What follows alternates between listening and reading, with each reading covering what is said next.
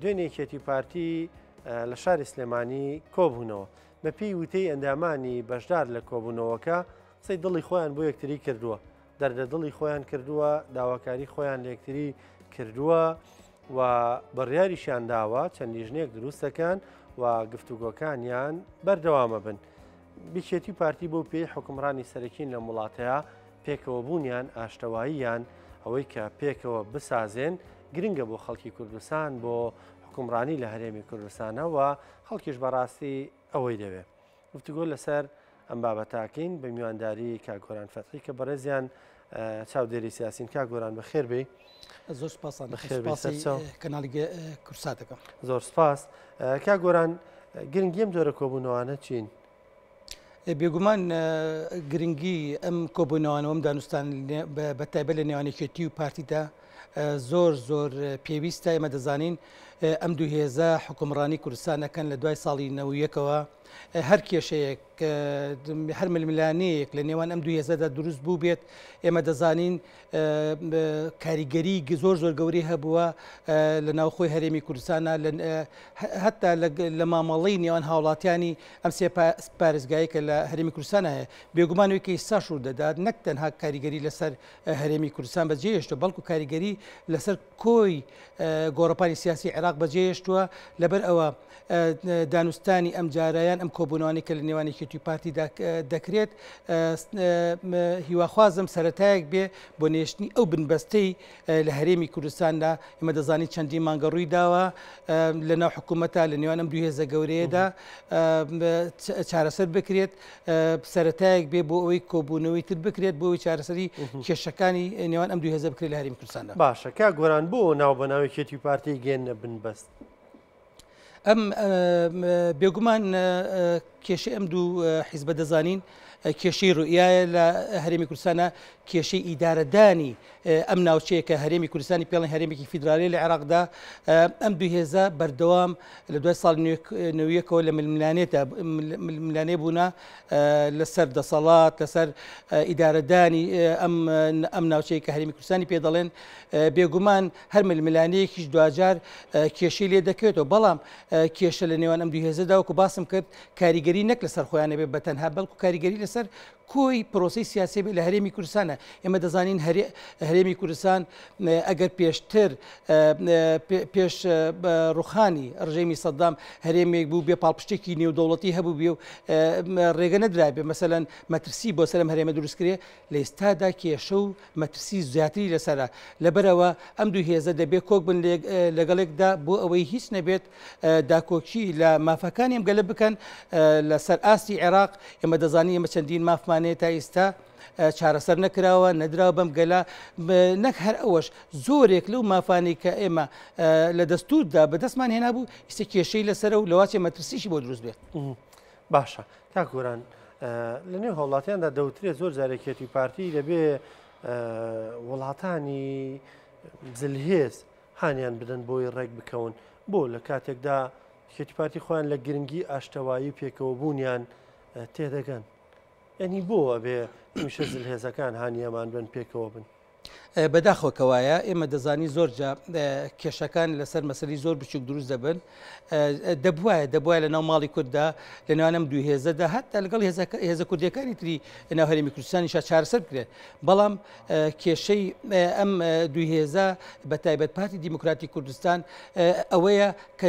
هەوڵ دەدا قۆرخی زۆری جونگەکان بکات لەم هەرێمەدا. لە کاتێکدا ئێمە دەزانین دوو زۆن هەیە لەم ناوچەیەدا زۆنێکیانێکی نیشتیمانی کوردستان بەڕێوەی دەبات زۆنێکیان لای پارتی دیموکراتی کوردستانێ. ئێمە دەزانین ینی بە هەموو جۆرێک دەبێت لەگەڵێکدا ڕێکەوین. ئێمە لە قۆناغێکدا لە نەوەتەکاندا گەشتە ئاسی شەڕی ناوخۆ چەند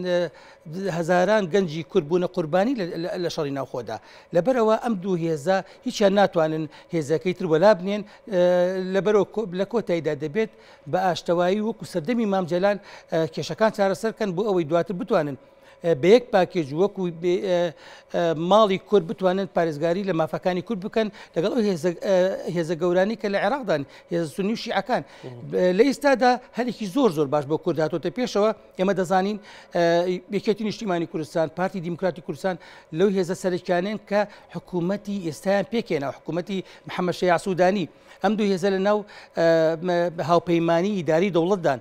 ئەم هاوپەیمانی ئیتفاقێکی سیاسی کردووە لە نێوان کورد و بەغدادا دەبێت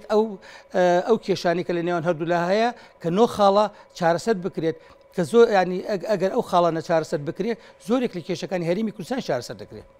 باشە کاگۆران زەختێکی زۆر لەسەر هەرێمی کوردستانێ بە یاسا دەستور بەکارهێنن ینی لە زۆر ڕێگەوەیانوێ زەختێکی زۆر بکەنە سەر حکومڕانی لە هەرێمی کوردستان و ئەو ئەزمونەشی کە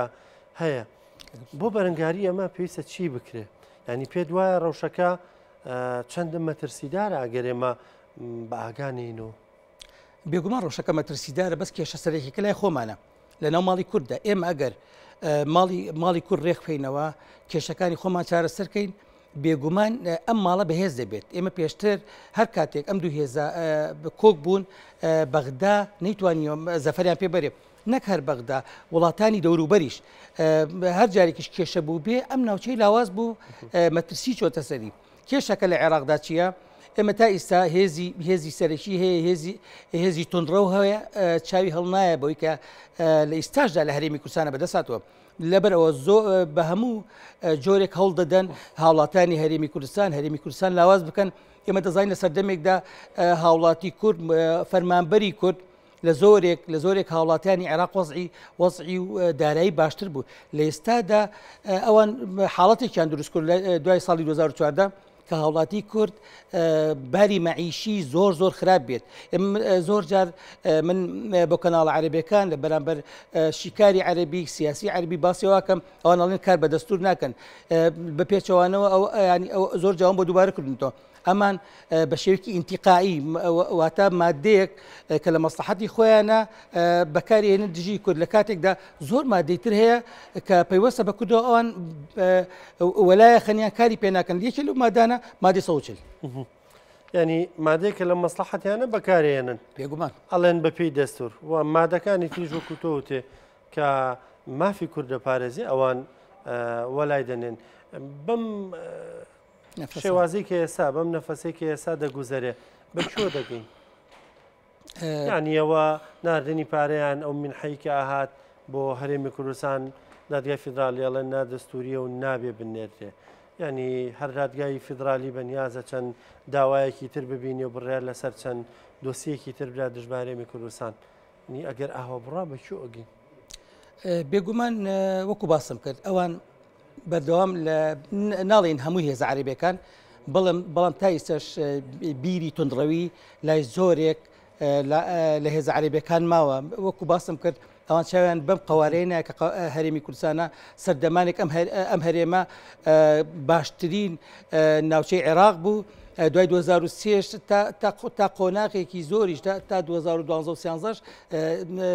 هەرێمێکی دەوڵەمەندی عێراق بوو خاوەنی زۆرێک ماف بوو بەڵام ئەو کاتێمە وەکو دەزانین سەرکردەی کاریزمایی وەکو مامجەلالمان هەبوو کە دەیتوانی زۆرێک لە کێشەکانی هەم ناو ماڵی کورد چارەسەرکە هەم ناو ماڵی عەرەب کێشەی گەورەی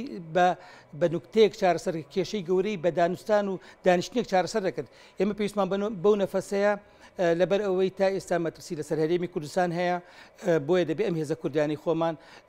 ناکۆکیکانە وەلانێ بۆ ئەوەی جارێکی تر وا بکەن ئەم هەرێمە گەشە بەخۆی ببینن هاوشێوەی جاران بەڵکو باشتریش بێت هەروەها دەبێ یەک دەنگ بن بەرامبەر لایەن و هێزە سیاسیەکانی تری عێراق لە ئێستاشدا من ینی ئەوەی دڵخۆشم پێی ئەوەی لە عێراق حکوم دەکات کەسایەتیەکە ئێمە هەڵمامژار و کەسایەتیەکە یەکێتی و پارتی و هێزە سەرۆکیەکانی کە نزیکن لەم هێزە کوردیانەوە پاڵپشتی دەکەن چەند خاڵگەلێک هەیە کە دەبێت چارەسەری کات کامی پێیوەستە بە کوردەوە هەر خاڵێک دو خاڵان چارەسەر بکرێت بێگومان دوجار بەهێزی هەرێمی کوردستان دەگەینێت. بەڕێز گۆران فەتحی چاودێری سیاسی ڕۆژنامە و سپاس بە ئامادەبوونت.